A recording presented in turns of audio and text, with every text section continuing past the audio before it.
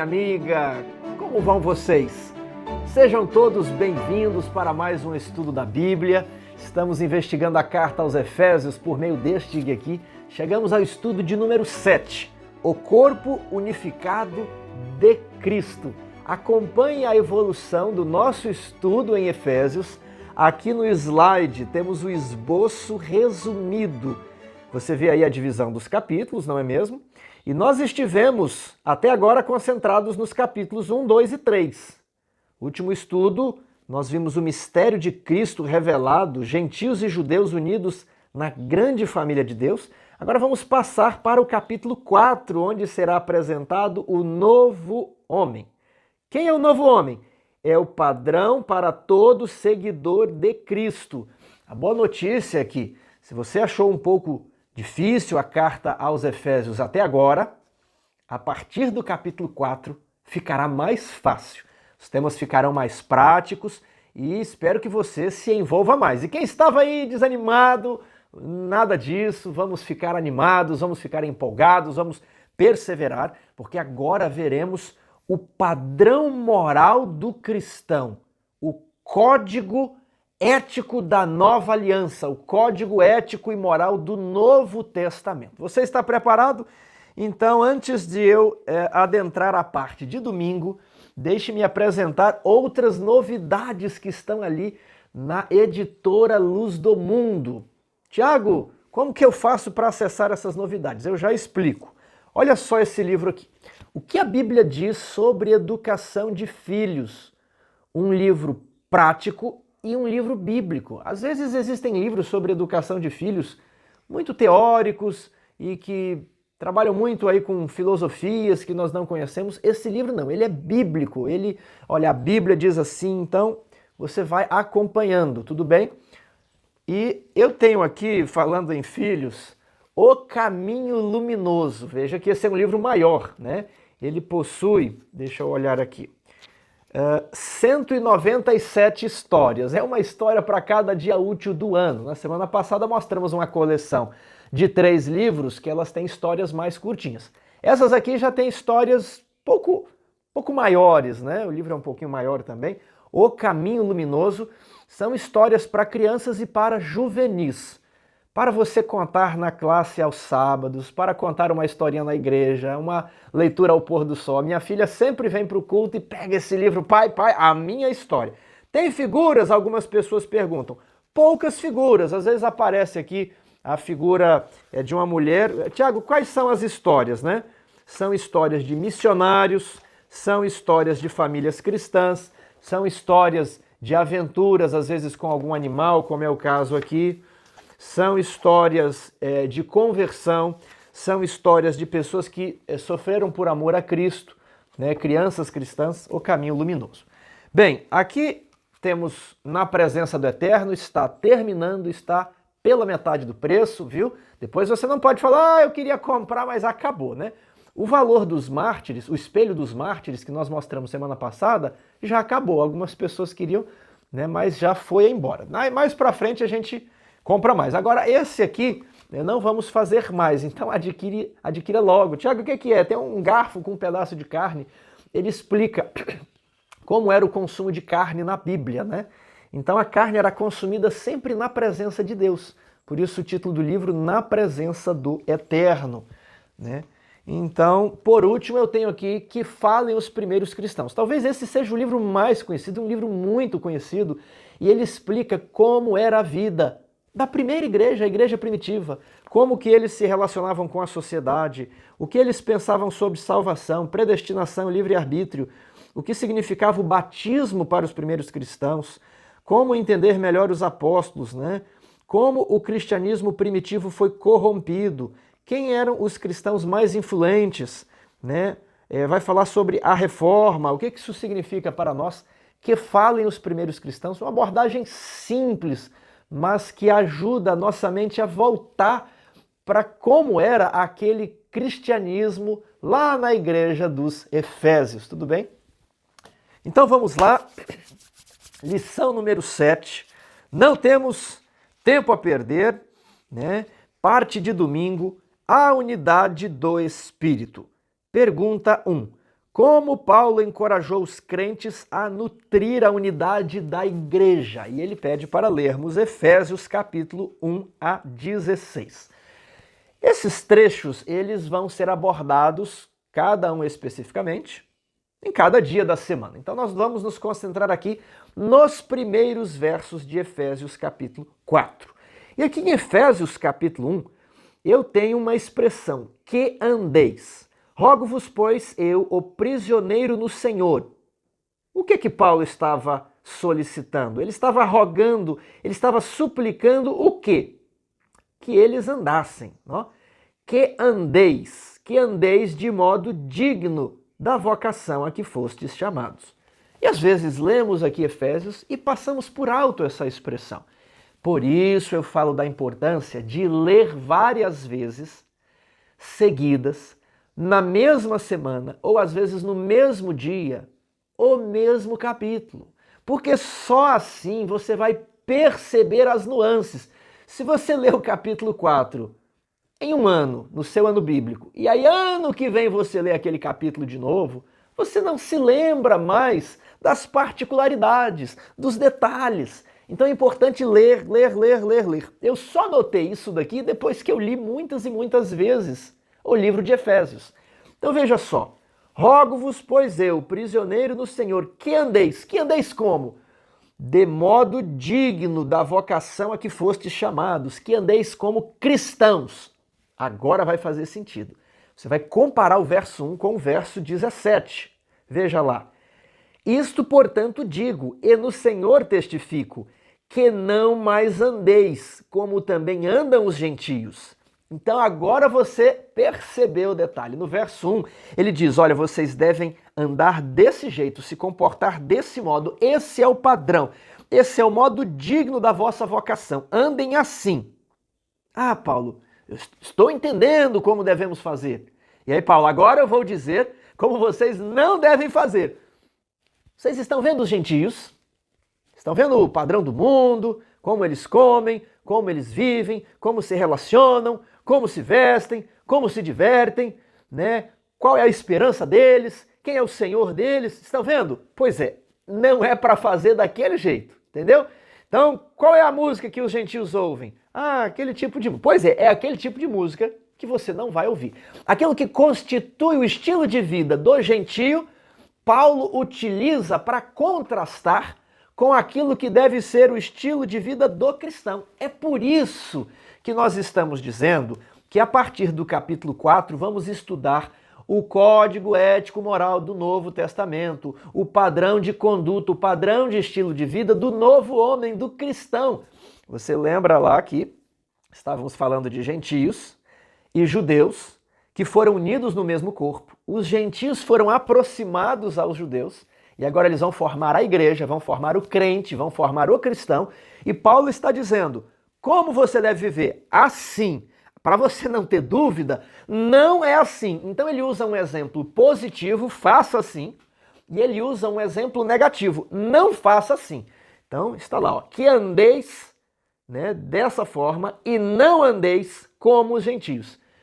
Então, o mundo pagão é um exemplo, o mundo gentílico, né, o mundão, né, o pessoal fala aí o mundão, né, o mundo jaz no maligno. Pois é, aquele estilo de vida é um padrão do que você não deve fazer. Isso aqui é muito importante, porque isso resolve muitos problemas na igreja. Nós vamos abordar isso aqui na semana que vem. Mas como é muito importante, eu estou contrastando com o verso 1. Muitas vezes a pessoa fala, olha, não está claro na Bíblia se é isso, se não é aquilo. Esse tipo de música, parece que a Bíblia não falou desse estilo de música. Será que faço? Será que não faço? E aí Paulo resolve a questão. Olha, você está vendo os gentios? Você está vendo como que eles vivem? Você está vendo que isso constitui o estilo de vida, o padrão de conduta gentílica? Está vendo? Então você não deve fazer, porque isso é uma característica das pessoas que não seguem a Cristo, né, do mundão. Então, isso aí você não faz, isso aí você não ouve, isso aí você não usa. Então, isso é muito importante. Andar de modo digno ao chamado.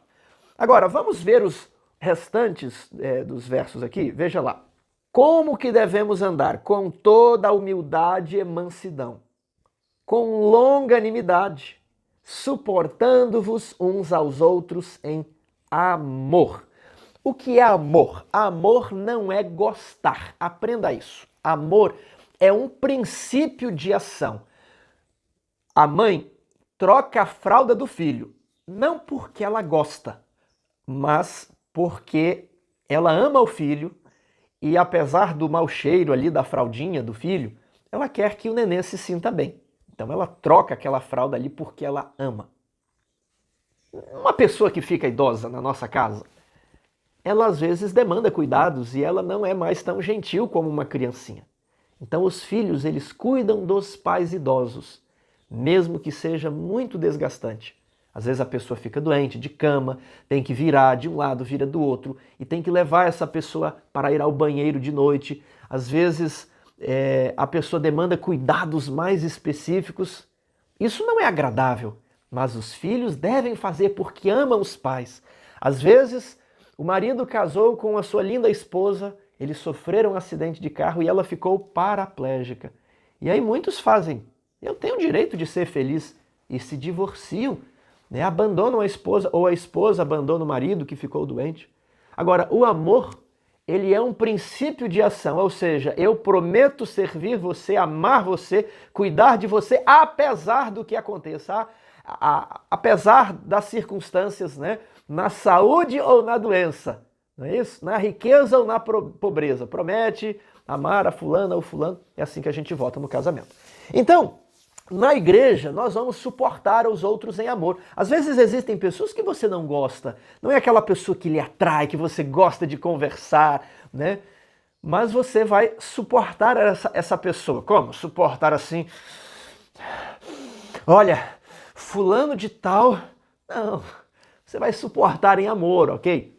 Como? Como que teremos unidade na igreja? Suportando uns aos outros em amor, com toda a humildade, mansidão e longanimidade. O que é humildade? Humildade é disposição para aprender. Humildade é não considerar você como o centro do mundo. Humildade é considerar que você não sabe tudo e que outras pessoas têm como contribuir com a sua vida. Humildade não é voto de pobreza. Eu vou usar roupa rasgada. Eu vou sempre me desmerecer. Não. Humildade é reconhecer, olha, o meu lugar era aqui, eu reconheço as minhas debilidades, agora reconheço também os meus pontos fortes. Agora estou aberto a aprender. Então, às vezes, você fala assim, olha, isso aqui não é assim não, né? Leia aquele livro que você vai ver aqui como que é bom, você vai aprender algo. E a pessoa se sente ofendida, chamou a minha atenção, né? Não, eu não posso, não pode existir uma coisa dessa, e ela mostra hipersensibilidade. Se ofende quando alguém lhe mostra algo novo. Quem é hipersensível com o conhecimento novo nunca vai aprender, ok? Então cuidado se você tem a indisposição de aprender, às vezes, com quem sabe menos que você. Às vezes a pessoa estudou menos, sabe pouca coisa, e ela mostra um verso da Bíblia. Olha, Tiago, esse verso aqui, eu falo, puxa, eu nunca havia pensado nisso. Humildade, mansidão. Mansidão é quando aquelas pessoas que te tiram do sério não devem mais te tirar do sério, né? Aquela situação no trânsito e você é capaz agora de aguentar tranco. Você vai para a empresa, para a faculdade e acontece reveses, você leva prejuízo. Uma pessoa, ela foi bruta com você. Mas você não pode ser bruta com ela, porque você é manso. E os mansos herdarão a terra. Então, isso aqui é uma característica que eu tenho me focado muito. Eu preciso ser manso. Ainda que os meus filhos façam e aconteçam, e eu fique revoltado, eu tenho que ser manso. Ainda que no comércio aconteça uma situação, eu preciso ser manso. Ainda que a minha esposa às vezes faça algo ou fale algo que eu considere injusto, não pode me abalar, né? Ainda que as pessoas caçoem de você, elas estão falando mais dela do que de você. Você não pode se alterar, você deve ser manso, você deve ter capacidade de levar tranco, capacidade de ser pressionado e não reagir com explosão. E por fim, ser longânimo, misericordioso. Você dá a segunda chance e a pessoa errou e você tá bom, vamos começar novamente. Então você precisa ser estável. Então, se os membros da igreja não ficarem pensando muito de si, e se acontece aquelas situações da igreja, e você logo não explode, olha, o que aconteceu? E a pessoa fala e vai agitada para a comissão da igreja, aí depois nem era aquilo. Ela foi traída pelos sentimentos da ocasião. Como pode não me colocaram na escala desse mês? Como pode o pastor fez isso sem me comunicar? Como pode, né? Então, calma, aconteceu. Já aconteceu, você não vai mudar, né? Acontece uma batida de carro. Aí tem gente que sai brigando, né? Não vai mudar, o carro já bateu. Você tem que sair, olha aí. Você tem seguro? Não, não tem seguro. Puxa, e aí, como é que a gente vai resolver? Olha, não tem condição de resolver. Não tem, você vai fazer o quê? Você vai matar a pessoa? Então, perder a paciência nunca funciona. Aprende e coloca na sua vida. Não vou perder a paciência, vou ser manso. E se alguém falhar comigo, eu tenho que dar uma segunda chance, eu tenho que perdoar. Isso ajudará a trazer a unidade na igreja. Todas essas qualidades giram em torno do tema de se afastar da importância própria. Você não deve se colocar sempre em primeiro lugar. Considere os outros superiores a você, né? Trate sempre os outros com mais honra. Se nós nos considerarmos como uma criancinha, sempre estaremos abertos a aprender. Se alguém diga algo para você, não seja precipitado. Fale assim, olha, vou refletir sobre isso daí, né? Sempre considerando que você pode estar errado e o outro pode estar certo. Então, isso vai eliminar as arestas e nós vamos suportar uns aos outros em amor na igreja e você não terá nada contra os outros. Ainda que os outros tenham algo contra você, você não pode ter nada contra ninguém. Unidos no único Senhor. Vamos adiante. Aliás, existe o verso 3 aqui, ó. Esforçando-vos diligentemente por preservar a unidade do Espírito, do vínculo da paz. Não vai ser fácil, tem que se esforçar para ser humilde, esforçar para ser manso e se esforçar para ser longânimo. E aí você vai preservar a unidade, o vínculo da paz na igreja por meio do Espírito Santo. Agora sim, vamos para a segunda-feira, verso 4. Há somente um corpo e um espírito, como também fostes chamados numa só esperança da vossa vocação. Verso 5. Há um só Senhor, uma só fé, um só batismo. Há um só Deus e Pai de todos, o qual é sobre todos, age por meio de todos e está em todos. E a lição nos pergunta, quais são os 7 elementos em apoio à união da igreja? Que ponto de vista Paulo quis apresentar com essa lista? Efésios 4, 4 a 6. Aí acabamos de ler. Quais são os 7 elementos? Acompanhe comigo. Corpo 1, Espírito 2, Esperança 3, Senhor 4, Fé 5, Batismo 6, Deus é o 7º elemento dessa lista. O que isso quer nos dizer? Em resumo, só podemos estar unidos em torno da verdade. Pode haver ecumenismo? Sim. O ecumenismo onde todos os crentes, todas as igrejas, todas as denominações aceitem seguir a Bíblia da maneira que está escrita, né? Da maneira literal, na sua linguagem natural, a menos que seja utilizado um símbolo ou uma figura de linguagem. Então, podem todas as igrejas se unir? Sim. Podem todos os crentes se unir? Sim. Uma união em torno da verdade. Esse é o resumo. Por que não esse discurso de inclusão ultimamente? Olha, temos de ser inclusivos. Sim, temos de ser inclusivos. Na verdade, né, vamos tolerar, no sentido de tolerar as ofensas, tolerar as críticas, né? Tolerar os pecados que são feitos contra nós e vamos ser mansos, longânimos, humildes, não é mesmo? Mas não dá para incluir o erro. Então, existe na Bíblia o padrão de casamento. E aí, não, mas Jesus amou a todos e aqueles que querem um padrão de casamento diferente do padrão bíblico, aí não dá para incluir, não dá para ser unido com isso. De maneira mansa, cortês, humilde, você vai falar, meu amigo, eu entendo que você quer seguir a Cristo, mas você precisa se negar nesse ponto aqui. O casamento, segundo a Bíblia, é entre o homem e a mulher. Aqueles que praticam essa forma que Paulo fala lá em Romanos capítulo 1 e também em Coríntios, não herdarão o reino dos céus. Né? E diversas outras coisas. Não, mas o irmão ele pensa que no sábado ele pode fazer esse tipo de coisa. E aí nós temos, né, a igreja, unidade na diversidade. Calma, é unidade na verdade. Né? Várias pessoas vão ter em alguns pontos que não são os principais, algumas divergênciazinhas, né? Então, uns acham que o cabelo é nesse comprimento, outros acham que ele tem que ser um pouquinho mais curto, um pouquinho mais longo. Tudo bem. Agora, para o homem, não é elegante ter o cabelo comprido. Não dá para ter um homem agora com o cabelo aqui batendo nas costas. Paulo fala sobre isso. Agora, se o cabelo é um pouco mais, um pouco menos, isso aí as pessoas têm uma certa liberdade de escolher. Agora, um homem com o cabelo aqui nas costas, Paulo diz que é desonroso para o homem ter o cabelo comprido. Então, o que eu quero dizer aqui para vocês é que precisamos ter cuidado com o discurso da inclusão, porque você pode incluir o erro e a união deve ser em torno da verdade. Então olha isso aqui, há um só corpo. Qual é o corpo? É o corpo de Cristo, é a igreja. Não há mais judeus e gentios, há um só corpo. E esse um só corpo, a igreja de Deus, está em primeiro lugar. Então não existe pátria. Muitas vezes as pessoas estão divididas. Eu sou argentino, eu sou brasileiro, eu sou paraguaio, Bolívia aqui. Outros às vezes estão divididos em clubes de futebol. E aí se matam, né? Nem se conhecem, mas olha só, eu até vejo, eles se encontram ali no metrô, vão ao estádio, eles se identificam pela cor da camisa, e aí os verdes veem os vermelhos, e aí atiram, jogam garrafas, e eles têm um certo espírito ali do rebanho, mas nem se conhecem, né?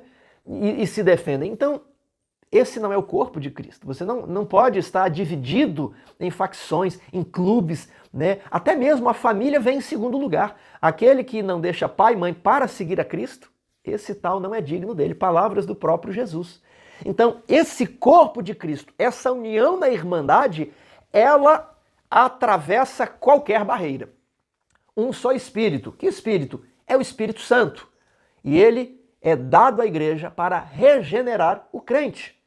Uma só esperança, é a esperança da breve volta de Jesus, é a esperança de sermos transformados à imagem de Cristo, é a esperança de que haverá vitória, é a esperança de que Deus cuida de nós, é a esperança de que a igreja militante se tornará a igreja triunfante, é a esperança de novos céus e nova terra. Há um só Senhor, né? Isso aqui se referindo a Jesus. Há um só Senhor, há uma só fé, há um só batismo. Vamos trabalhar isso aqui. Não pode haver outros senhores na sua vida. César não podia ser senhor dos primeiros cristãos. E é por isso que eles iam para a arena, né? Eles só precisavam oferecer um pouquinho de incenso e proclamar as palavras em grego. Kyrios Kaiser. Kyrios Kaiser. César é senhor. Né? Depois podiam pedir perdão. Era simplesinho, só ali. Eles nem precisavam acreditar. Fala sem acreditar mesmo. E eles entendiam o senhorio de Cristo, né? Não podiam praticar nada, não podiam negar o nome de Jesus em público. Então, César não era Senhor, eles não podiam abrir mão disso, e por isso muitos eram mártires. Então, há um só Senhor, uma só fé. Alguns entendem aqui essa fé no aspecto do crente para com Deus, mas no contexto eu entendo que aqui é o corpo doutrinário, há uma só fé. A fé que uma vez foi entregue aos santos. A fé tal qual era proclamada pelos apóstolos. Então, a fé ela tem várias acepções, mas esse fé aqui, no conjunto doutrinário, há uma só verdade, não existe outras verdades, há uma só verdade. E isso que nós adventistas proclamamos, temos a verdade para este tempo, a verdade presente. Nós entendemos, como os adventistas se entendem dentro do cristianismo, que a igreja primitiva possuía a verdade. E algumas coisas ela não havia compreendido ainda, principalmente o que é revelado a partir do fim das 2.300 tardes e manhãs. Mas, de algum modo, essa verdade vai se corrompendo, principalmente quando a igreja começou a ser inclusiva com o erro, principalmente ali quando começaram a batizar desenfreadamente. Você crê em Deus? Batiza! Batiza! Tem um capítulo sobre isso dentro do grande conflito.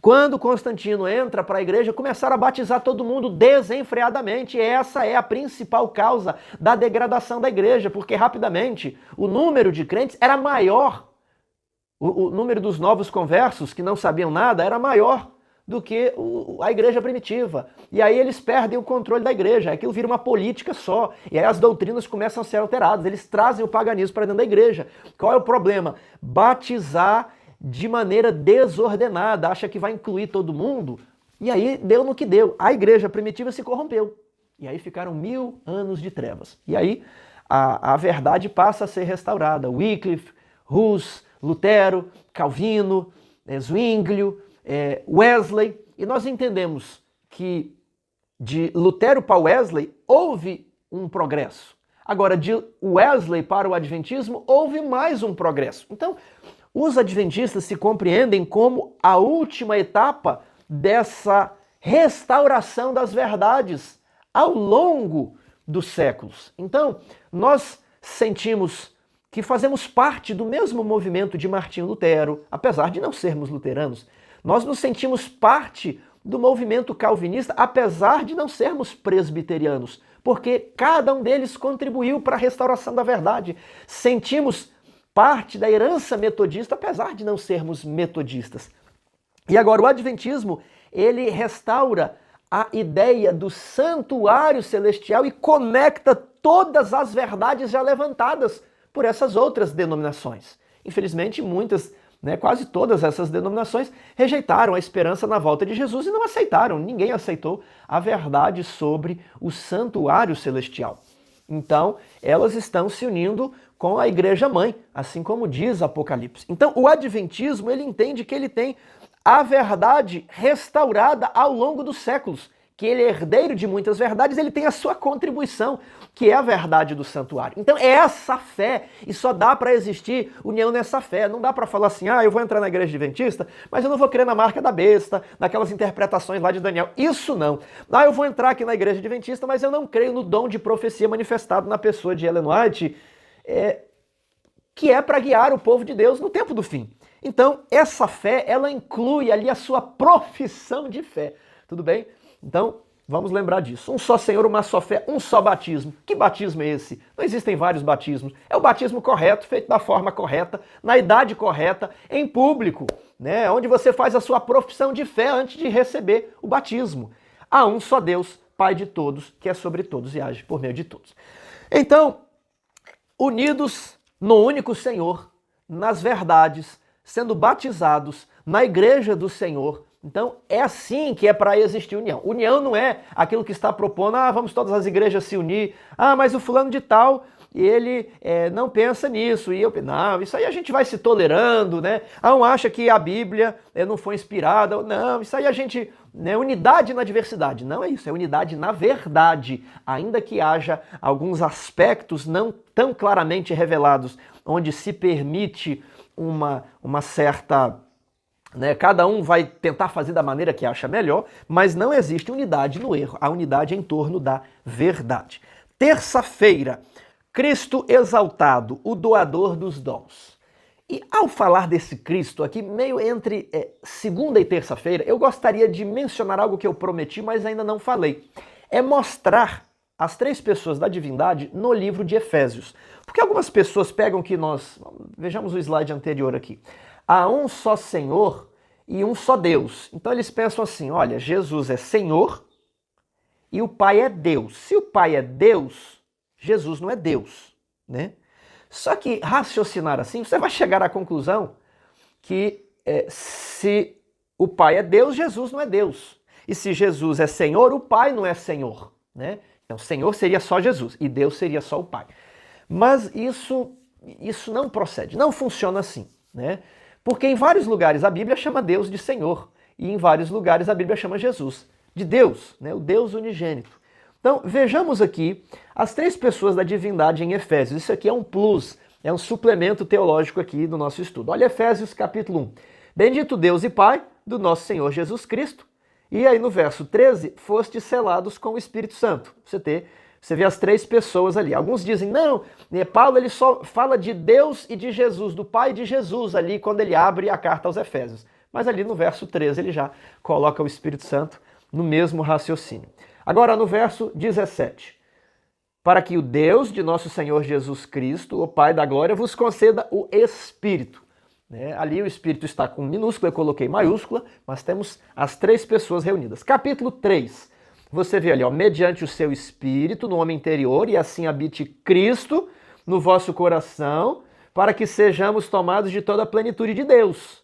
Aquele que é poderoso, mais uma referência ao Pai.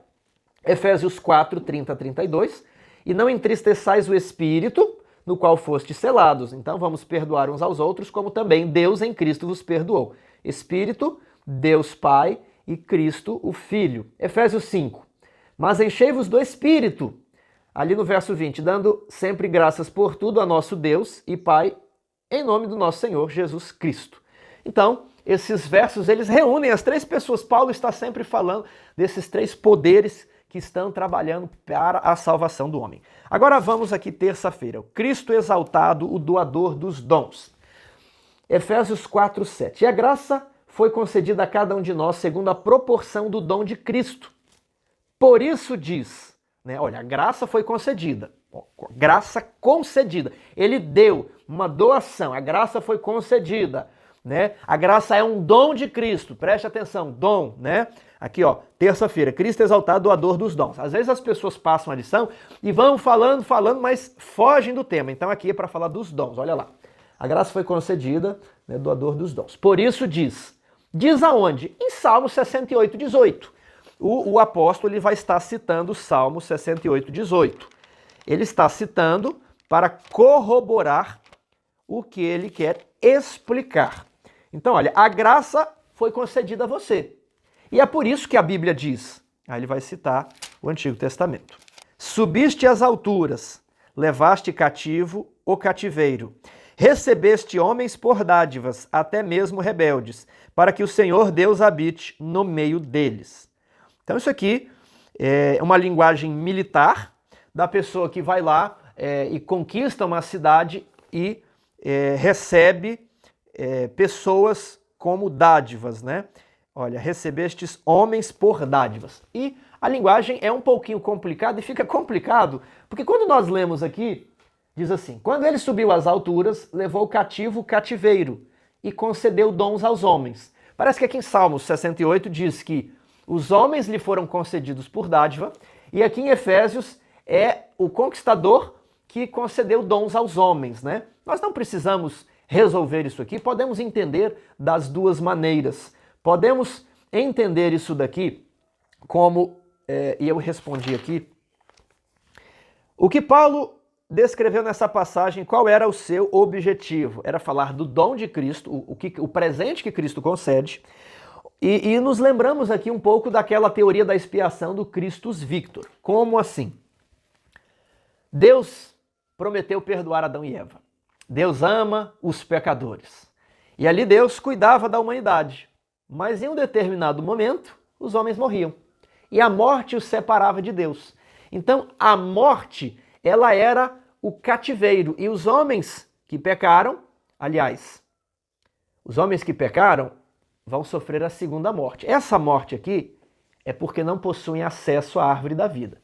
Então, por terem sido expulsos do jardim, os homens, mesmo os que andavam com Deus, eram separados de Deus pela morte. E Satanás pensava, a morte é a prisão onde eu aprisiono os homens, e Cristo e Deus não pode me retirar estes homens. Eles são meus, eles estão aqui na morte. Então Deus pode amar, Deus pode perdoar, Deus pode não destruir, mas eles vão morrer e estão aqui, de certa forma, sob o meu domínio, Os homens que morreram. E aí quando Cristo vem a este mundo e também morre, e ele é o único que sai da sepultura por ele mesmo. Em Cristo a vida original, não derivada, não emprestada. Então, quando ele sai do cativeiro por ele mesmo, ele amarrou o cativeiro e quando ele sobe para o céu, ele leva o cativeiro em volta. A morte está derrotada, Então, os homens têm a esperança de que, ainda que morram, não ficarão presos para sempre. Nem tudo acabou na morte. Existe vida após a morte, ok? Ressurreição. Não existe alma, mas existe vida após a morte. Você vai ressuscitar e vai para a nova terra, aqui mesmo, aqui na nova terra. Então essa é uma maneira de você compreender. Como assim? Vamos ver os outros versos aqui. Ora, o que quer dizer subiu, senão que também havia descido até as regiões inferiores? Ou seja, ele subiu depois de ressuscitar, mas antes ele havia descido até as regiões inferiores, até a morte, ok? Ele foi colocado ali no seio da terra, dentro da terra, a tumba foi fechada, né?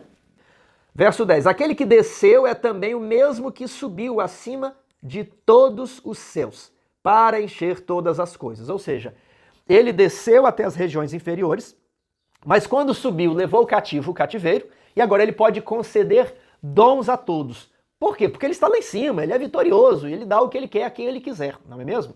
Ok, essa é uma interpretação. A lição, até na parte de sexta-feira, ela vai interpretar isso daqui, que levar cativo ou cativeiro, é que quando Jesus ressuscitou, ali em Mateus 27, versos 51 a 53, muitos santos que dormiam, que estavam enterrados nas imediações de Jerusalém, ressuscitaram junto com Jesus no domingo, né? Quando Jesus morreu e houve aquele terremoto, os sepulcros desses santos ficaram abertos. E aí no domingo, quando Jesus ressuscitou, eles ressuscitaram juntos com Jesus. E eles estiveram juntos com Jesus, entraram na cidade, deram testemunho, e quando Jesus subiu ao céu, eles subiram juntamente com Jesus. E essa interpretação está mais, né, de acordo com a leitura de Salmo 68, verso 18, né, que quando ele subiu, ele recebeu homens por dádivas. Então temos essas duas interpretações, você não precisa se debater, né? Podemos levar as duas. Então eu respondi aqui o que Paulo descreveu nessa passagem, qual era seu objetivo, explicar o dom de Cristo, né? Que ele levou cativo o cativeiro, ele derrotou a morte e ele já deu dons para alguns, né? Já foram ressuscitados. Na sua morte ele desceu, destruiu a morte e por isso ele pode conceder os dons. Eu tenho aqui também o livro Astronomia, não está aqui porque está em outro local, eu estou em outra cidade, morando de aluguel, nem todas as minhas coisas estão aqui, mas lá em outra casa onde eu morava está guardado o livro Astronomia e a Glória do Adventismo. Eu vou colocar ele aqui na tela, é um livro que já está esgotado e muitas pessoas estão procurando este livro, eu já aviso, sairá uma nova edição em breve, mas apenas em 2024. Essa edição ela será ampliada, ela será atualizada. Esse livro ele possui mais de 200 imagens e gráficos. Então ele é um livro de estudo de profecia, principalmente da cronologia de Daniel 8 e 9. E ele procura provar pela matemática, arqueologia, história e pela astronomia que a cronologia das profecias das 70 semanas e das 2.300 tardes e manhãs estão corretas, segundo pregadas pela Igreja Adventista há mais de 170 anos. E esse livro ele possui muito conteúdo, muitos apêndices, muito material. É um livro realmente de estudo profundo. Você que sempre quer estudar de maneira profunda e não sabe como, você entre lá no site da Editora Luz do Mundo ou no site Concerto Eterno e deixe o seu nome na lista de espera.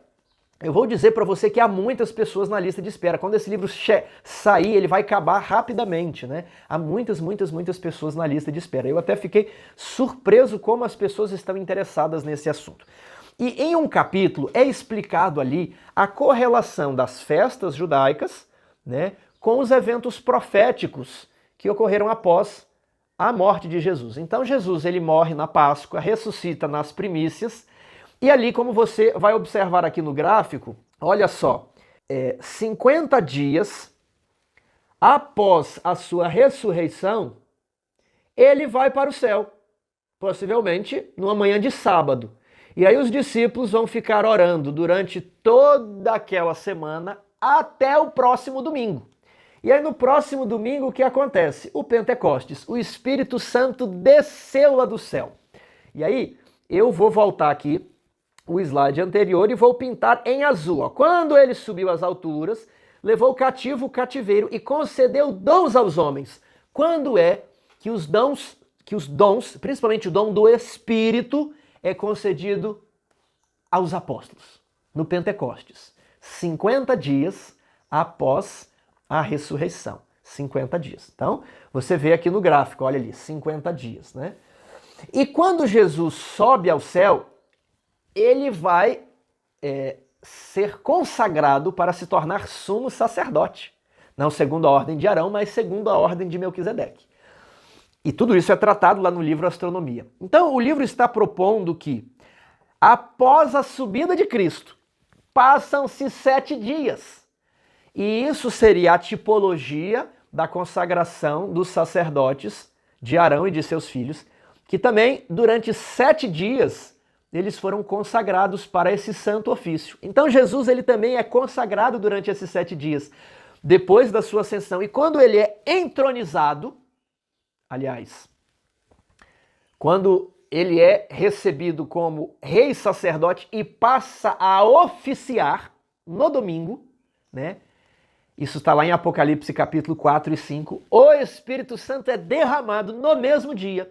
E tudo isso bate cronologicamente com a consagração dos sacerdotes e com os 50 dias que era a festa de Penta, 50 dias após, né, a sua ressurreição. E a lição fala um pouco disso aqui. Cristo subiu às alturas, levando cativo o cativeiro, concedeu dons aos homens. Após a ascensão de Cristo, quando o Espírito Santo desceu, segundo fora prometido, como um vento impetuoso, encheu o aposento em que os discípulos estavam reunidos. Qual foi o resultado? Milhares se converteram em um dia. Ninguém estava mais preocupado em morrer, Herodes podia matar, a morte não existe mais. A morte não mais nos separa de Deus, e se eu morrer, ele ressuscita. Acabou, ele venceu, já era, né? Estamos no reino de Deus, e aquele que crê em Cristo, ainda que morra, viverá, porque ele o ressuscitará no último dia. Dons do Jesus exaltado. Quais são os dons do Jesus exaltado? Vamos aqui para a quarta-feira, verso 11. Ele mesmo concedeu uns para apóstolos, olha só, ele subiu ao céu e concedeu dons, pintamos ali de roxo, concedeu dons, né, quando ele subiu ao céu. Por quê? Porque ele pode, porque ele venceu, né? E agora, com esses dons, ele concede uns para apóstolos, outros para profetas, outros para evangelistas e outros para pastores e mestres. Tudo bem? Então, quando é que o Espírito Santo desceu sobre os apóstolos ali naquele domingo? Então, eles foram separados para ser apóstolos. E ali existe o dom de profecia, quando a pessoa é separada de maneira sobrenatural para ser um profeta. Ela receberá comunicação do céu e tem o dever de anunciar. O apóstolo, em geral, ele é tudo. Ele é profeta, ele é missionário, pastor, mestre. O apóstolo, ele é tudo. É o cargo mais elevado da igreja cristã. Agora, apóstolo não é assim, eu sou apóstolo. Tem um que se chama de apóstolo, né? Outro fala, eu sou o profeta. Não pode, não vale. O apóstolo e o profeta são cargos especiais concedidos diretamente por Jesus, de maneira sobrenatural.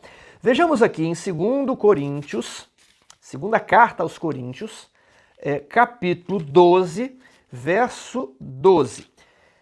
Pois as credenciais do apostolado foram apresentadas no meio de vós, com toda persistência, por sinais, prodígios e poderes miraculosos. Então, como Paulo comprovou que era apóstolo, mostrando as suas credenciais. Quais são as credenciais de apóstolo? Sinais, prodígios e poderes miraculosos. Apóstolo quer dizer enviado. Então, o apóstolo, ele possui uma missão e ele é um enviado especial. E ele não é escolhido pela igreja, independe se a igreja escolheu ou não. Ele é escolhido pelo próprio Jesus.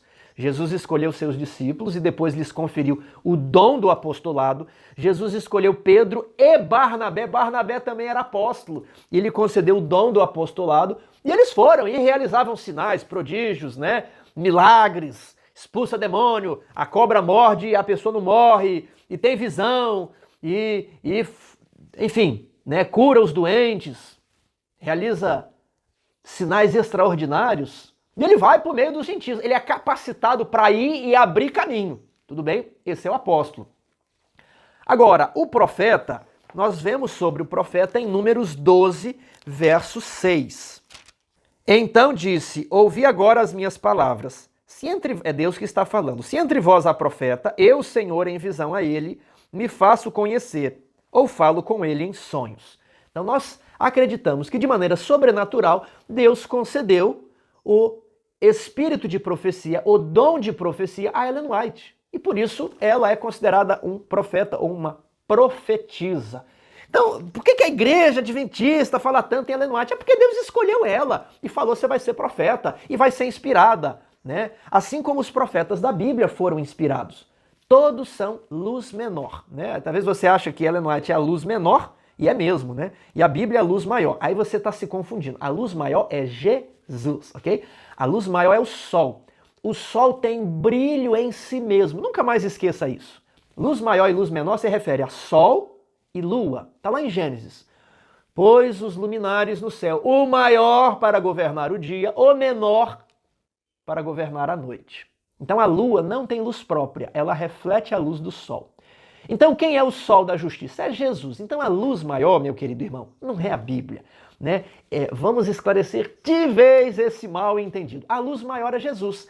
E Jesus concedeu o Espírito Santo para os profetas da Bíblia e para Ellen White. Qual que é a diferença? É que a Bíblia vai ser a regra de fé cobrada de toda a humanidade. E Ellen White vai ser cobrada só dos adventistas, apenas para os que creem. Tudo bem? Então, o grau de inspiração é o mesmo, a autoridade é a mesma. Cada profeta que vem depois se conforma com os anteriores. E Ellen White se conformou com toda a questão da Bíblia. E alguns falam assim, né? Ah, mas eu só aceito Ellen White se ela for referendada naquele ponto, né, na Bíblia. Então, se Ellen White falou e eu não encontrar na Bíblia, eu não acredito. Então, Ellen White falou assim: é para dormir cedo. E aí, a Bíblia não fala nada de dormir cedo, então eu não vou dormir cedo. Aí que está o seu problema, né? Porque se você raciocinasse assim, lá nos dias de Paulo, você não ia aceitar o apóstolo Paulo, porque ele falou várias coisas que não estavam na Bíblia da época. A Bíblia da época era só o Antigo Testamento. E aí Paulo disse que a lei, lá no Sinai, foi promulgada por meio de anjos. Me mostra isso aí no Pentateuco. Imagine o pessoal lá do Sinédrio. Vocês estão acreditando no Paulo? Me mostra aqui, eu quero ver. Moisés não falou nada disso, que a lei foi promulgada por meio de anjos, né? Ah, isso aí são cartas. Eu não acredito nas cartas, eu só acredito nos livros de Moisés. Aí as pessoas não acreditavam na carta aos Efésios, na carta aos Gálatas, na carta aos Romanos, né? Então veja como as pessoas são preconceituosas. Às vezes tem um livro ali da irmã White que traz uma carta, e a pessoa não, carta eu não acredito. Então não vai acreditar na Bíblia. Ah, eu não acredito na Ellen White porque ela cometeu plágio. Então pare de acreditar na Bíblia, né? Quem foi que cometeu mais plágio? Mateus, Marcos ou Lucas? Quem copiou de quem, não é mesmo? E ficam falando que Ellen White cometeu plágio, que ela escreve coisas que não tem na Bíblia. A questão é que, por A mais B, foi comprovado, por muito... É o profeta mais bem documentado, mas documentaram muito do que acontecia. É o profeta que mais escreveu em quantidade. Então tá tudo lá. Ela quis que publicasse tudo que ela escreveu para ninguém ter desculpa de nada. Tá lá, pode ler. Ah, não tem dinheiro, tá de graça no seu celular. Pode ler o que esse profeta moderno, o que essa profetisa escreveu, Ellen White, né? Então, uma vez que Paulo se conformou com as escrituras do Antigo Testamento, eu aceito tudo que Paulo escreveu. Uma vez que Ellen White está conformada com as escrituras do Antigo Testamento e do Novo, eu aceito tudo que ela escreveu. É simples assim. Ah, mas ela escreveu algumas coisas inspiradas e não inspiradas. Olha, ela declara que tudo que ela escreveu foi inspirado. A não ser que ela está falando de assuntos comuns, uma receita de bolo, mas em assuntos espirituais, organização da igreja, Bíblia, formação do caráter, né? Educação de filhos, família, quando ela não tinha certeza, ela não escrevia. Porque tudo que ela escreveu é inspirado. Ela fala, não escrevo uma carta ou um artigo sequer na revista expressando minhas meras ideias ou opiniões. Eu escrevo, são os raios de luz que me foram trazidos do trono de Deus, onde Jesus Cristo está sentado à destra do Pai. Então, qual que é o meu problema com Ellen White? O meu problema com Ellen White é o seguinte: ou você aceita o que ela escreveu como inspirado, como um profeta, ou você vai ter que rejeitar tudo. Ou ela é louca porque ela diz, eu sou a mensageira do Senhor. E a minha obra é mais ampla que simplesmente de um profeta. Ela vai instruir, guiar, dirigir, liderar, ok? Ou você considera que ela é um profeta, ou ela é uma impostora. Tudo bem? Não dá para meio termo, ela inspirou aqui, não inspirou aqui. Então Deus subiu ao céu, concedeu dons aos homens. E muitos rejeitavam o dom que Paulo, você não é o verdadeiro apóstolo, quem é Pedro, né? Muitos não consideram Ellen White como uma profetisa. Então qual é o meu problema com ela? É porque a gente aceita o que ela escreveu. Não é porque ela, é porque quem está por trás é Jesus. Ela escreveu o que Jesus pediu para ela escrever. Então quando você rejeita Ellen White, você adventista aqui, batizado na igreja, que fez profissão de fé, eu não estou falando isso aqui para uma pessoa que caiu hoje nesse canal. Para todos, a regra de fé é a Bíblia. Agora você, adventista, batizado, né, fez ali a profissão de fé, quando você rejeita o que Ellen White escreveu, você está rejeitando Jesus. Já pensou nisso? Você está rejeitando Jesus, porque foi ele que pediu para ela escrever, foi ele que pediu para Paulo escrever essa carta. Então, quando você rejeita uma carta de Ellen White à igreja, você rejeita, é como rejeitar uma carta de Paulo à Bíblia. Eu me delonguei nisso, nem sei por que fiz isso, não estava nos planos, mas é bom que a gente esclarece aqui, coloca os pingos nos is, não é? Então, o que é um evangelista, um pastor e um mestre? O evangelista, o pastor e o mestre, eles são escolhidos de uma maneira natural pela igreja. A comissão da igreja vai lá, né, a comissão da associação, escolhem quem vão ser os evangelistas, os pastores e os mestres, né? Já o apóstolo e o profeta, é uma escolha sobrenatural de Deus. Igreja não escolhe profeta, igreja não escolhe apóstolo. Apóstolo, o negócio dele é assim, ó, o meu é direto com Cristo, né? Não tem que passar por presidente, por comissão, por pastor. O apóstolo e o profeta, não é? Já o evangelista, o pastor e o mestre não. Então o evangelista ele é enviado, mas ele não é um enviado especial, ele é um enviado comum. Ele não é aquele enviado que faz sinais, prodígios, não como um apóstolo. O pastor ele vai pastorear, cuidar das famílias, né, orientar, né, aconselhar. E o mestre ele vai ensinar. Então a ideia do professor. Você é professor de escola sabatina, você tem que ser um mestre, porque isso que é a escola sabatina. Uma escola.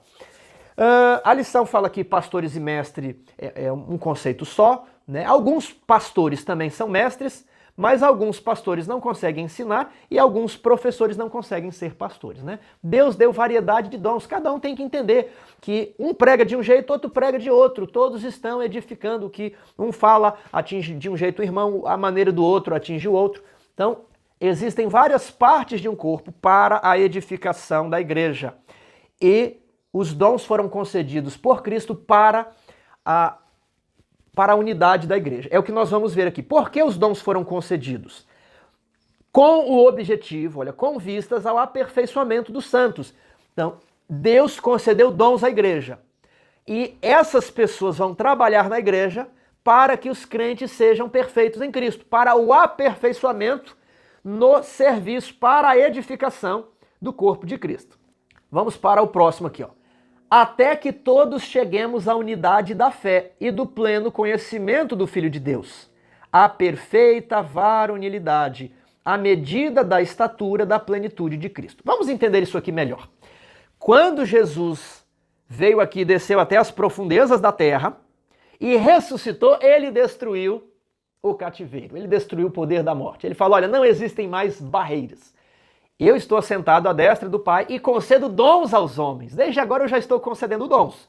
Quando ele voltar, ele concederá o dom da imortalidade. Mas hoje ele concede dons, né? Apóstolos, profetas.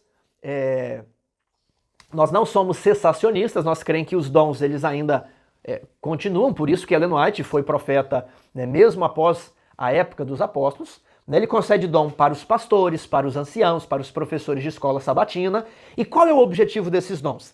Aperfeiçoar os santos, para que os santos possam servir melhor, para que a igreja possa funcionar melhor, para que a igreja possa ser edificada, que a igreja é o corpo de Cristo.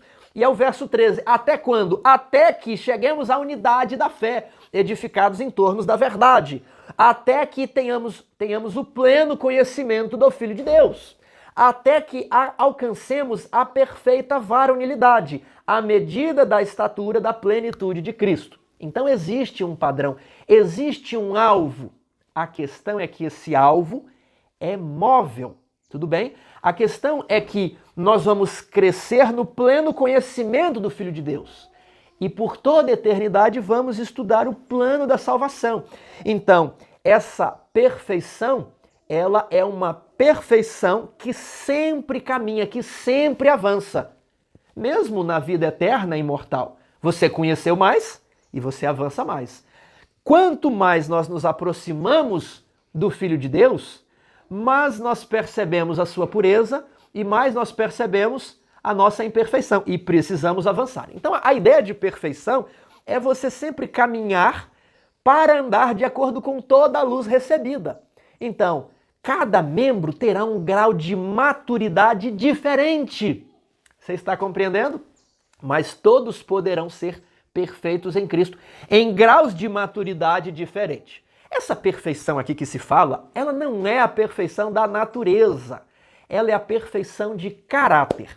A perfeição da natureza somente na glorificação. Essa aqui nós não estamos preocupados com ela, nós estamos preocupados com a perfeição do caráter. O que é a perfeição do caráter? É ter a vida em harmonia com toda a lei de Deus, com toda a vontade revelada de Deus. Afinal de contas, ele nos concede a sua graça. Nós não temos condição de fazer isso. Nós não temos condição de obedecer à lei de Deus. Eu vou deixar bem claro. Por quê? Porque a nossa natureza ela está danificada, inclinada ao mal. Mas aí eis que vem Jesus e nos concede dons, nos concede o dom da sua graça. Perdoa os nossos pecados e nos habilita, nos regenera, transforma. Ele vai organizar os fios desencapados do nosso cérebro e vai escrever a lei do nosso coração, nos habilitando a obedecer todos os seus mandamentos. Então, no nosso caso, só existem impossibilidades, né? Não tem como. Mas quando olhamos para Cristo, só existem vitórias, possibilidades, tudo bem? Então, nós só conseguimos alcançar o padrão do novo homem, a perfeição cristã, a maturidade cristã, por meio da graça. Sem a graça não tem como, entendeu? Então é a graça, não importa as dificuldades, os problemas, não importa como está a sua mente, a graça vai aperfeiçoar você, tudo bem? Mas quando nós falamos em perfeição, muitas pessoas ficam inquietas, muitas pessoas não compreendem muito bem esse tema e elas chegam à conclusão que não é possível a perfeição. E aí chega até engraçado, né? Porque às vezes Ellen White ela escreveu muito sobre perfeição. Se você quiser, você pode entrar no site dos escritos de Ellen White e digita ali perfeição de caráter, é possível, perfeição moral, ou só digita perfeição. Irmão, são centenas e centenas e centenas e centenas de textos, eu nem posso trazer tudo aqui, né? Mas você vai lá e pesquise. Mas quando se fala em perfeição, as pessoas falam, não é possível, não tem como, a perfeição. E aí você mostra os textos de Ellen White, aí a pessoa fala, eu só acredito vendo na Bíblia, eu não acredito em Ellen White, para mim tem que estar na Bíblia. Aí se abre lá em Efésios e fala, olha, Deus deseja que nós cresçamos até a estatura do caráter de Cristo, a perfeita varonilidade, E aí a pessoa fala, não, mas eu quero te mostrar Ellen White. Então é engraçado porque você mostra um texto de Ellen White, ela fala, eu quero ver na Bíblia. Aí você mostra na Bíblia, ele pula para Ellen White, Mas, irmãos, a Bíblia e Ellen White estão falando a mesma coisa, elas vão se reforçar aqui, tudo bem? Vejamos alguns textos. Vamos ver como Ellen White explicou Efésios capítulo 4, verso 13. Veja lá. Isso está em Mensagens Escolhidas, volume 3, página 148. Esforçai-vos por alcançar a perfeição de caráter, o subtítulo, 1882. Jamais poderemos ver nosso Senhor em paz, se nossa alma não for pura. Precisamos possuir a perfeita imagem de Cristo. Todo pensamento tem de ser colocado em sujeição à vontade de Cristo. Segundo foi expresso pelo grande apóstolo, precisamos chegar à medida da estatura da plenitude de Cristo. Olha, precisamos, Paulo fala, até se você recebe os dons, você vai ser um crente maduro, um varão perfeito, Aí ela prossegue, jamais atingiremos essa condição sem diligente esforço. Devemos batalhar diariamente contra o mal exterior e o pecado interior, se quisermos alcançar a perfeição do caráter cristão. Isso foi escrito ali na Revista Adventista, 1882. Você quer alcançar a perfeição do caráter cristão? Então não dá para ouvir e a pessoa falar assim, não, você já é perfeito em Cristo, ele morreu por você. Isso é verdade, essa é a justiça imputada. Mas agora existe a justiça comunicada, onde ele vai fazer de você um vitorioso.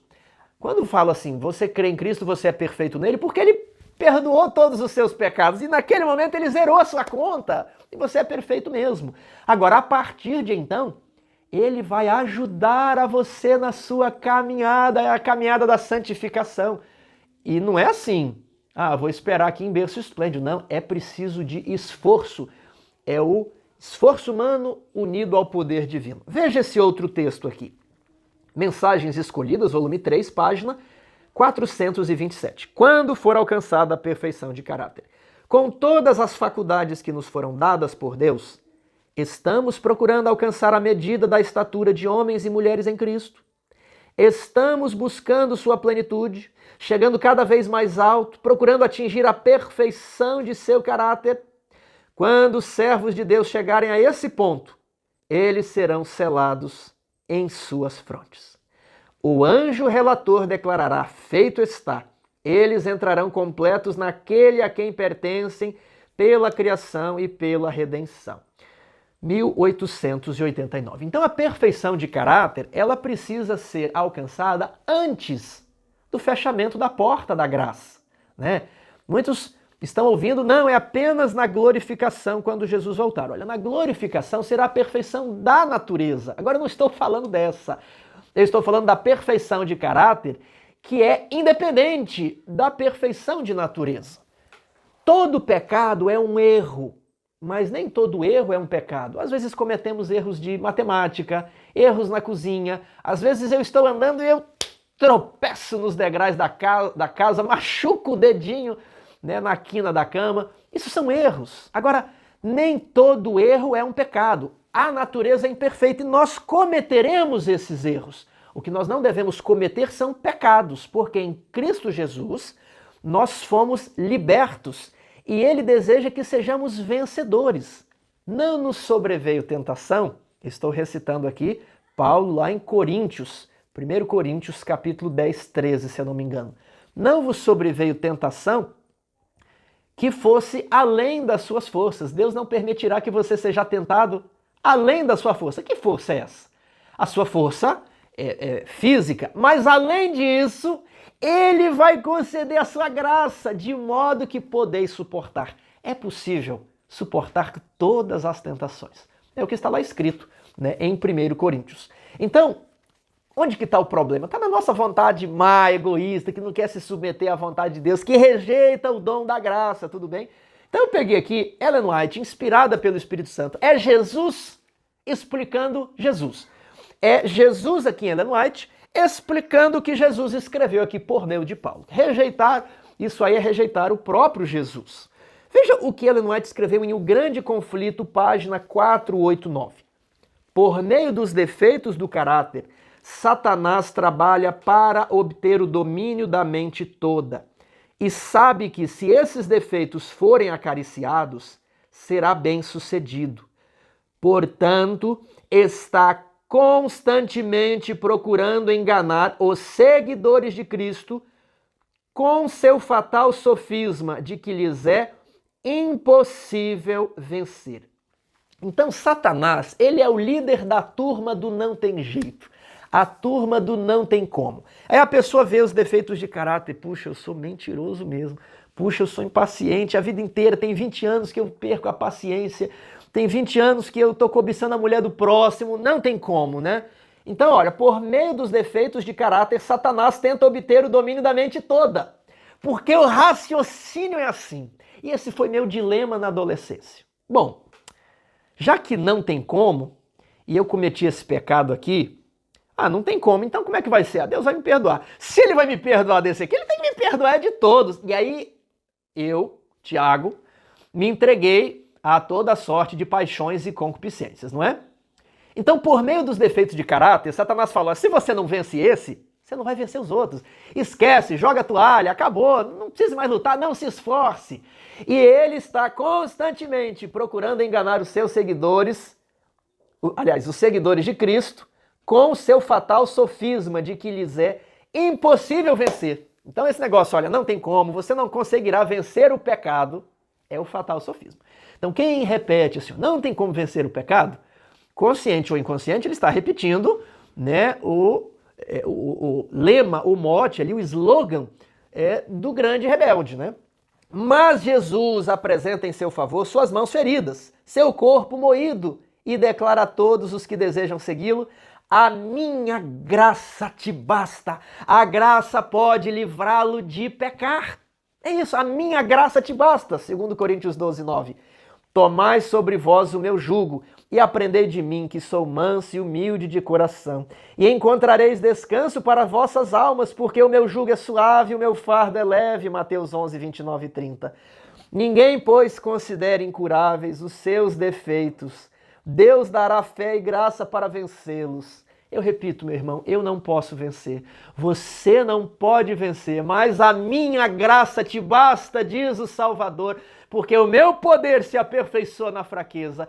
E a grande glória, a igreja diz, o livro de Efésios, viverá para louvor da sua glória, que é o seguinte: pecador, com natureza pecaminosa, inclinada ao mal, um equipamento estragado, uma mente danificada, mas a graça, ela vai lá e regenera, porque o meu poder se aperfeiçoa na fraqueza, e na fraqueza da natureza pecaminosa, ele permite que o homem pecador e caído obedeça novamente e perfeitamente à lei de Deus.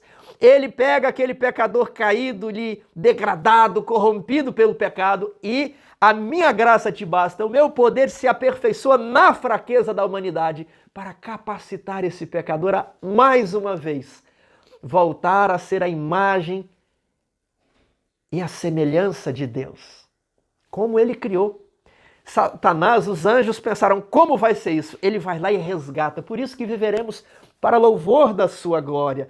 Ninguém, pois, considere incuráveis os seus defeitos. Deus dará fé e graça para vencê-los. Aqui em Cristo Triunfante, página 145, diz assim: limpem o templo da alma de sua impureza, a fim de que Cristo possa entrar e reinar supremo. Contemplando a Cristo, cresceremos à sua semelhança. Quanto mais intimamente estivermos ligados a Ele, tanto mais claramente veremos nossas imperfeições. Algumas pessoas utilizam esses textos para dizer, olha, não será possível, alcançar a perfeição de caráter. Por quê? Porque quanto mais você se aproxima de Cristo, mais você percebe que você é imperfeito. É realmente isso que o texto está dizendo. Mas você percebe que é imperfeito e a graça faz o quê? A graça vai te aperfeiçoando, vai escrevendo a lei no seu coração. Então você só pode se arrepender daquilo que você conhece. Então a pessoa estava lá no paganismo, conhece, há um só Senhor, não, vou seguir, é Deus, né? Aí conhece, Jesus Cristo é o Messias, não, vou seguir aqui Jesus. Aí vou honrar pai e mãe, vou amar o próximo. Aí de repente ele descobre a verdade do sábado. Isso eu não sabia. Ele foi se aproximando de Cristo, descobriu uma imperfeição. E ele vai se aproximando de Cristo, ele vai percebendo que ele é egoísta, ele vai percebendo que ele fala demais, ele vai percebendo que ele se irrita, ele vai percebendo os pensamentos que ele nunca tinha percebido, ele cada vez vai percebendo. E aí Cristo vai concedendo cada vez mais graça e ele vai progredindo. Quando que isso termina? Isso nunca termina. Quanto mais avançarmos, cada vez vamos ver que Jesus é mais alto e nós vamos crescendo nele. O que não dá para fazer é o seguinte, olha, nós nunca vamos ser perfeitos, então eu vou parar por aqui mesmo. Esse que é o problema. Então algumas pessoas, elas se baseiam em textos como esse, quanto mais... Olha, uma coisa que ninguém pode fazer é falar assim, eu não peco mais, eu sou perfeito, eu isso e aquilo. Isso é um pecado. Quem falou isso já está desqualificado, ok? Porque você tem que desconfiar do seu eu, Fala assim, eu estou salvo, Estou garantido.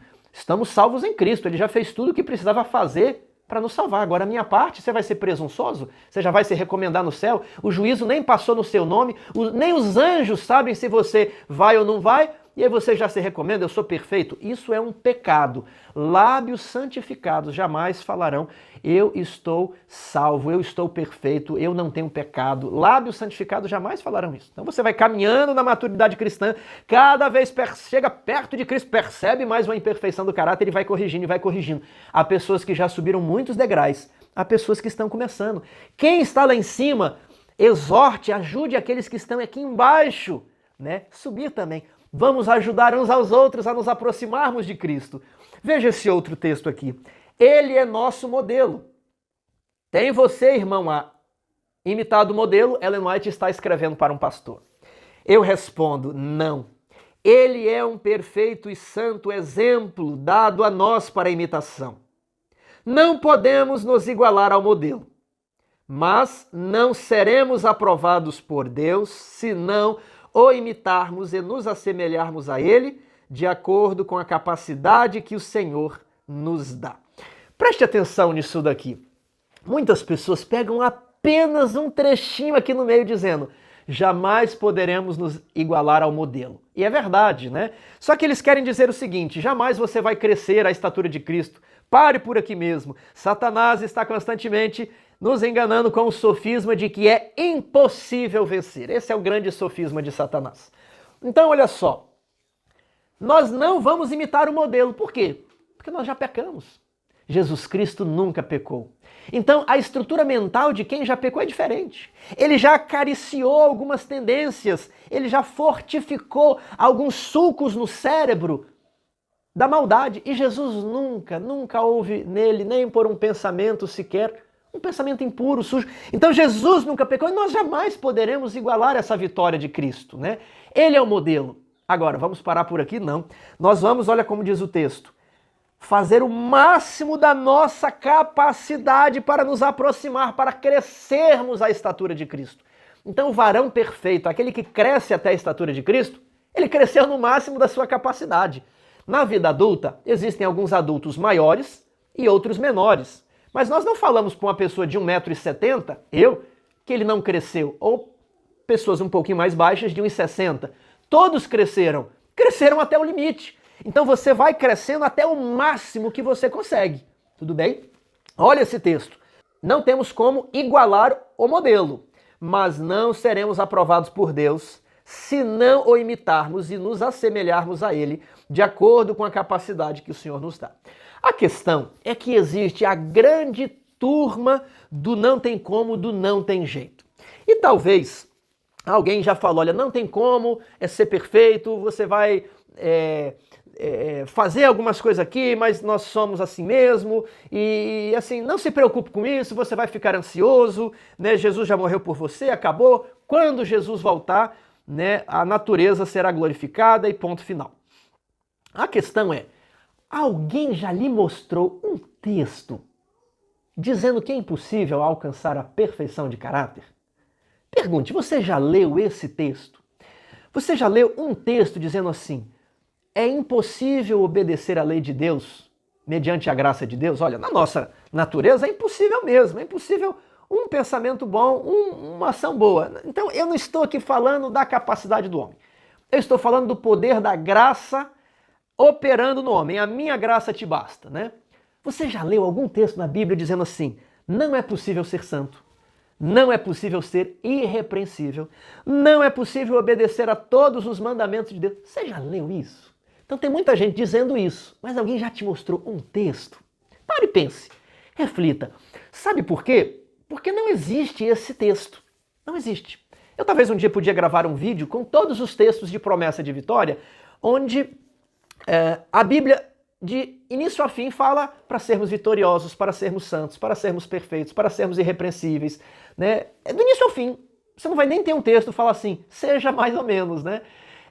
Não seja obediente. Você não encontra esse texto. Aí quando você vai para o Espírito de Profecia, a gente podia ficar até a semana que vem só lendo textos nesse sentido. Então se você não leu, leia, procure. Eu não aposto porque não devemos apostar. Mas não existe um texto sequer na Bíblia e no Espírito de Profecia dizendo que não tem como. Não tem jeito. Mas como é que aconteceu isso?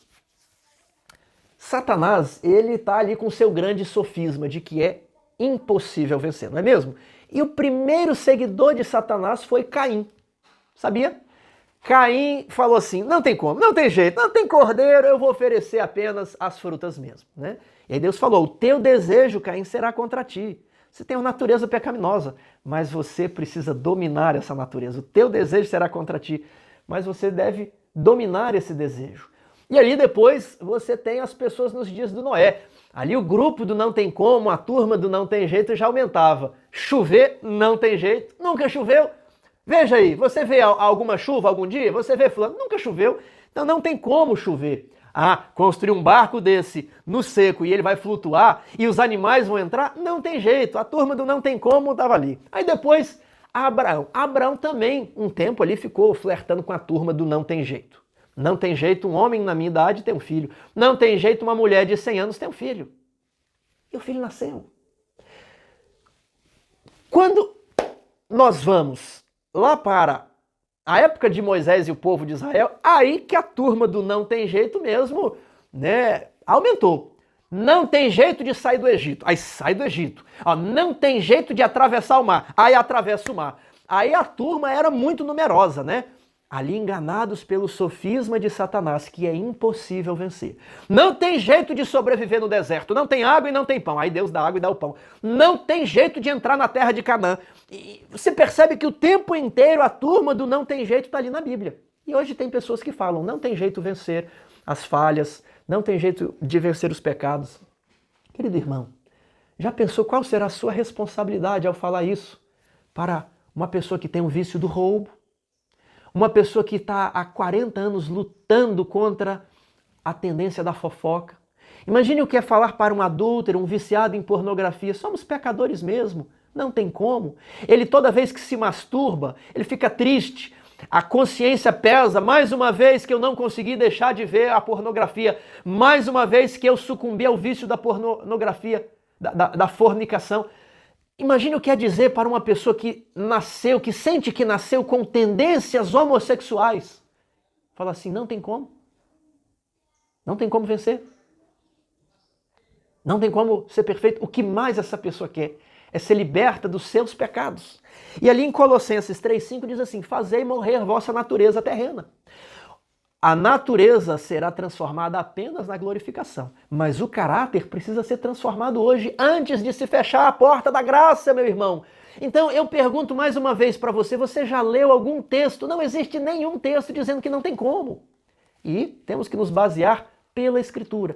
Quando alguém mostrar para você, ó, não tem como atingir a perfeição de caráter, a perfeição cristã, né? Não tem como obedecer à lei de Deus, jamais poderemos obedecer à lei de Deus, peça para ela te mostrar um texto. Só um texto sequer, ou em Ellen White, ou na Bíblia. Não estou falando da nossa força, isso não tem como mesmo. Mas da graça de Deus operando em nós, se existe algum texto.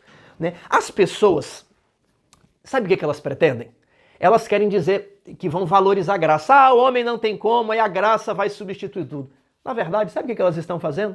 Rebaixando a graça, diminuindo a graça, degradando a graça. Porque se a graça não é capaz de livrar o homem de pecar, se a graça não é capaz de livrar você de um adultério, se a graça não é capaz de livrar você das suas tendências, quer sejam naturais, herdadas, ou quer sejam adquiridas ao longo da vida, essa graça não pode tudo. Essa graça não é tão poderosa. Essa graça não me basta. Você está entendendo? Se essa graça não me dá a vitória sobre todos os meus pecados, essa graça não me basta. Eu preciso de algo mais. Por isso a Bíblia fala, a minha graça te basta, porque o meu poder se aperfeiçoa na fraqueza do homem. O homem é fraco. E a graça é tão maravilhosa, tão poderosa, que ela é capaz de pegar um homem fraco com natureza pecaminosa e reabilitá-lo. É uma coisa incrível, o sangue de Jesus tem poder. O sangue de Jesus tem poder de livrar a sua vida, de livrar você, de libertar você de todos os pecados. Não reine, portanto, mais o pecado em vosso corpo mortal, de modo a obedecer às vossas paixões. Diz lá Romanos capítulo 6. Em Cristo, quem me livrará do corpo desta morte? Jesus Cristo, a sua graça. Não podemos ficar rebaixando a graça de Deus, como se a graça de Deus não pudesse nos capacitar a obedecer toda a lei. Por que eu estou falando isso? Eu quero ler dois textos aqui. Estão lá em Parábolas de Jesus. Página 174 e 175. É todo um raciocínio. Perceba aqui, olha. O Senhor escolhe seus agentes em cada esforço sincero de levar a efeito o seu plano. Não porque sejam perfeitos, mas porque pela conexão com Ele podem alcançar a perfeição. Deus somente aceitará os que estão decididos a ter um alvo elevado. Coloca cada agente humano sob a obrigação de fazer o melhor. De todos é requerido perfeição moral. Então tá aqui, ó, de todos é requerido perfeição moral.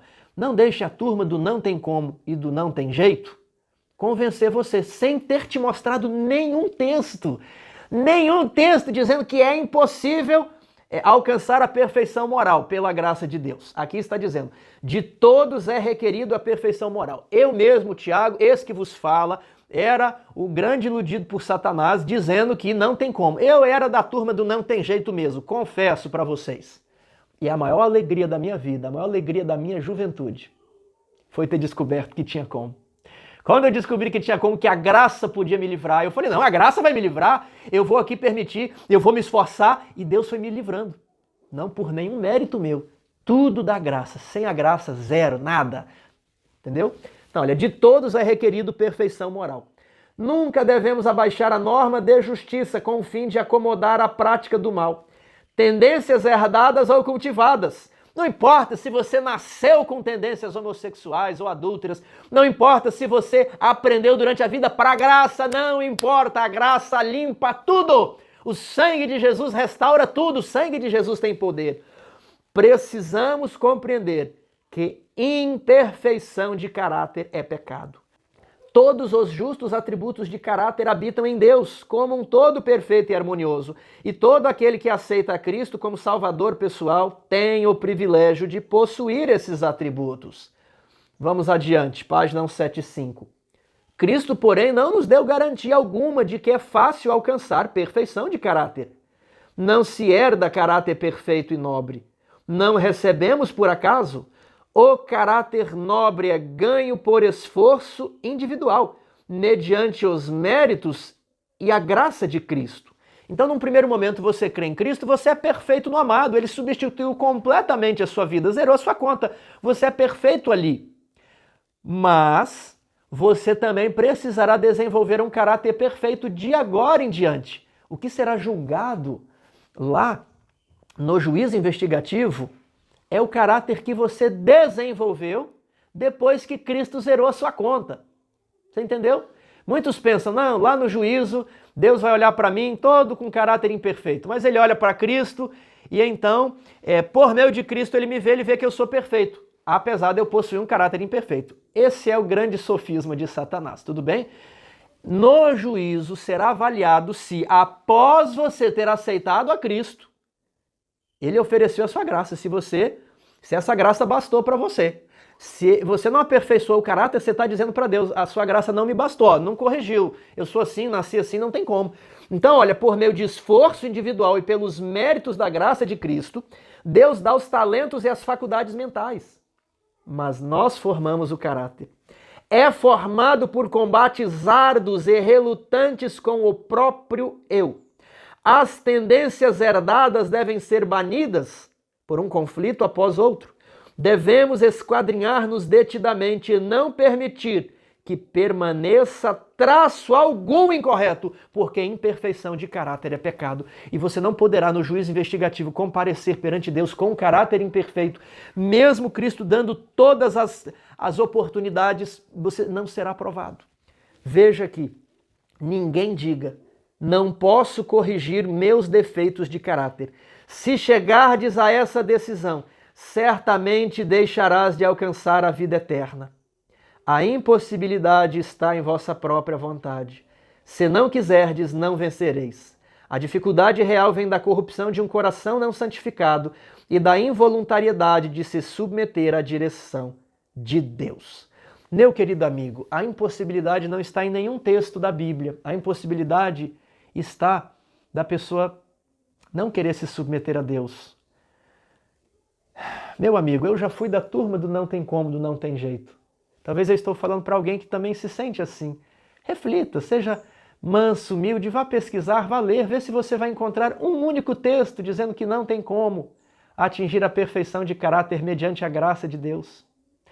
Vá procurar se existe um único texto, um único, dizendo que é impossível obedecer à lei de Deus. Muitas pessoas proclamam isso. Eu penso que talvez elas não estudaram bem, não viram todos os textos, talvez foram levadas ao erro por outros.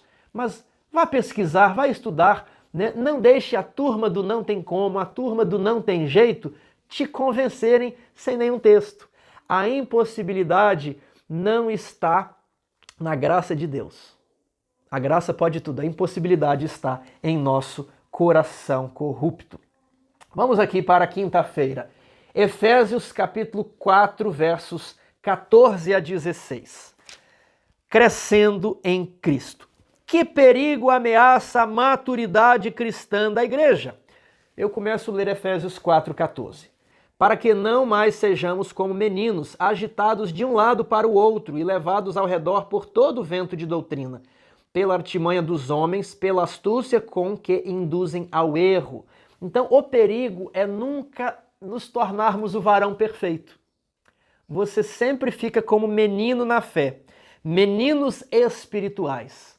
Paulo, lá em Hebreus capítulo 6, fala assim: eu gostaria de explicar muitas outras coisas para vocês, mas vocês não estão atendendo ao tempo decorrido. O tempo que vocês estão na igreja, vocês já deveriam ser maduros espiritualmente, vocês já deveriam ter crescido, se aprofundado, mas não conseguem compreender nem mesmo a palavra de Deus, não leram nunca, nenhuma vez a Bíblia inteira. Então são meninos espirituais direcionados ao sabor dos ventos. O que é direcionado ao sabor do vento? A pessoa prega uma coisa, não mostra nenhum texto da Bíblia, e aí você é direcionado para aquilo. Aí prega aqui e a pessoa é direcionada para cá. Então esse é um perigo, ser facilmente enganado. Uma criança é facilmente enganada. Você promete qualquer coisa ali, só que você não deve ser uma criança espiritual. Você não deve beber o leite espiritual. Você deve se alimentar do alimento sólido, diz Paulo. O leite é para as crianças. Então, meus amados, qual que é o perigo da igreja? De ter letras de música, ralinhas, né? Água com açúcar, leite. As letras dos hinos devem ser profundas, devem ser consistentes. Os sermões não devem ser mamão com açúcar, né? Devem ser fáceis, didáticos, mas devem ser profundos, devem ser bíblicos, né? Então nós estamos talvez no perigo de termos sermões apenas de autoajuda, de motivação. Eu vi outro dia o pastor Rodrigo falando que antigamente o pregador dizia: vá a Cristo e diga, você é um pecador, eu tenho um problema com o pecado, me ajude, me liberte. E hoje em dia a moda é: vá a Cristo e diga que você tem um problema na sua empresa, que você tem um problema de saúde, que você quer enriquecer, vá a Cristo. Olha, você pode ir a Cristo e levar essas tristezas também. Mas Cristo é o Salvador. Então, quando nós ficamos como meninos espirituais, nós não avançamos na santificação. Estamos sempre aqui, né? O ano passou, eu não progredi nada. Aí vem o outro ano, eu também não progredi. Eu sou o mesmo cristão impaciente, reclamão, fofoqueiro e que olha para uma mulher com intenções impuras desde 30, 40 anos atrás. Nunca fiz progresso. Nunca li nenhum livro do Espírito de Profecia. Ou li um, mas nunca li outros. Não estou lendo nada, meu irmão. Não estou condenando, mas estou querendo mostrar que se você está nessa condição, você é um menino espiritual. Mas Jesus te chama hoje para subir os degraus da escada, que ele já subiu, ele já veio aqui, já andou, já sabe as nossas dificuldades e por isso ele é o Consolador, é o Espírito Santo que ele envia, mas ele nos compreende, ele vai ajudar você. Veja só, devemos seguir a verdade em amor, crescendo em tudo naquele que é o cabeça, Cristo, de quem todo o corpo, bem ajustado e consolidado, pelo auxílio de toda a junta, segundo a justa cooperação de cada parte, efetua o seu próprio aumento para a edificação de si mesma em amor. De que maneira a igreja saudável funciona como um corpo saudável? Ela precisa crescer naquele que é o cabeça, né? Uma justa cooperação entre as partes, entre os membros da igreja, e ela vai sendo edificada por meio da graça de Cristo, por meio dos dons em Cristo em amor. Então eu quero convidar você para crescer. Como faz para crescer? É muito simples. Passa a medir quanto de religião, quanto de Bíblia, quanto de Jesus entra na sua cabeça ao longo da semana. Se apenas um pouquinho no sábado, alerta vermelho. Se você vê só um pouquinho durante a semana, alerta amarelo. Cuidado. Se você vai ler a Bíblia, em último caso, se você não está lendo nada do Espírito de Profecia, você não está alimentando a sua natureza espiritual. Se você não ora, você não está alimentando. Então pegue um papel, comece a marcar. Li minha Bíblia hoje. Quantos minutos? Li minha Bíblia hoje. E comece a comparar com o tanto de tempo que você gasta em outras coisas. É simples. Para ter vida espiritual, tem que se alimentar de Cristo. Como que se alimenta de Cristo? Lê a Bíblia. Lê, compreendendo, estudando a Bíblia, estuda a lição. Vai ver um sermão, né? Não veja filme, veja um sermão. Ah, eu não quero ler, estou com preguiça. Então não veja um filme, veja um sermão. Veja uma palestra, veja um estudo. Ore, você tem que se alimentar disso aqui e retirar os ultraprocessados, né? Os ultraprocessados espirituais, os venenos espirituais, filmes, jogos, novelas, você tira aquela coisa, você vai ver como é que você vai crescer. Você vai ver como a sua vida espiritual, como o Espírito Santo vai se apossar de você de uma maneira extraordinária, de uma maneira incrível. E você vai crescendo a cada dia mais perto de Cristo, a cada dia abandonando um pecado, a cada dia conhecendo a nova imperfeição do caráter, a cada dia vencendo, a cada dia avançando, até chegarmos à estatura de Cristo. Esse é o ideal, até a igreja estar edificada em amor, até anunciarmos o Evangelho ao mundo, as 3 mensagens angélicas, até chegarmos na nova terra e continuaremos por toda a eternidade aperfeiçoando o nosso caráter, crescendo para sempre em amor e em união com Cristo. Deseja você ser um adulto espiritual? Deseja tomar a decisão de não ser mais um menino? Então que sejamos maduros espiritualmente. Esse é o meu desejo, a minha oração. Que Deus vos abençoe.